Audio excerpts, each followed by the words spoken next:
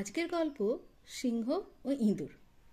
বনের মধ্যে একবার একটি নেংটি ইঁদুর খেলা করছিল। খেলতে খেলতে সে হঠাৎ এক ঘুমন্ত সিংহের গায়ের উপর গিয়ে পড়ে।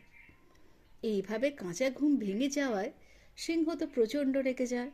থাবার এক আঘাতে ইঁদুরটিকে সে মেরে ফেলতে উদ্যত হয়। বেচারা ইঁদুর প্রাণ ভয়ে কান্নাকাটি জুড়ে দেয়।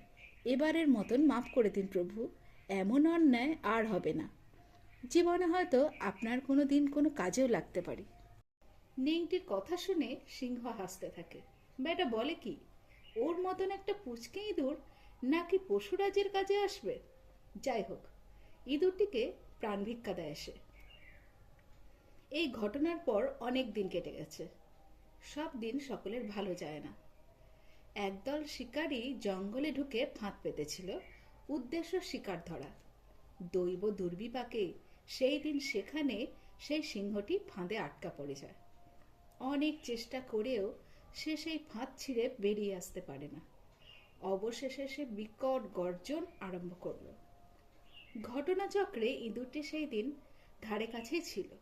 গর্জন শুনে সে তৎক্ষণাৎ সেখানে ছুটে এসে সিংহকে অভয় দিল, প্রভু কিছু ভাববেন না, এক্ষুনি আপনাকে মুক্ত করে দিচ্ছি।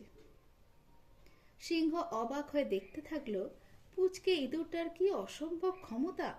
ধারালো ছোট ছোট দাঁত দিয়ে অসম্ভব দ্রুততায় সে ফাঁদের জাল কাটতে লাগলো, কুচকুচ করে, এবং অল্প সময়ের মধ্যেই পশুরাজকে সে মুক্ত করে দিল।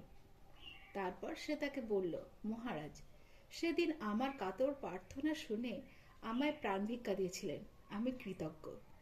সেদিন বলেছিলাম কোনোদিন হয়তো আমি আপনার কোনো কাজেও আসতে পারি। আজ আপনার উপকারে আসতে পেরে নিজেকে ধন্য বলে মনে করছি। এই কথা বলে সিংহকে প্রণাম করে ইঁদুরটি চলে গেল। নীতিকথা, প্রবল ক্ষমতাশালীরও কখনো কখনো সামান্য ব্যক্তিকেও কাজে লাগে।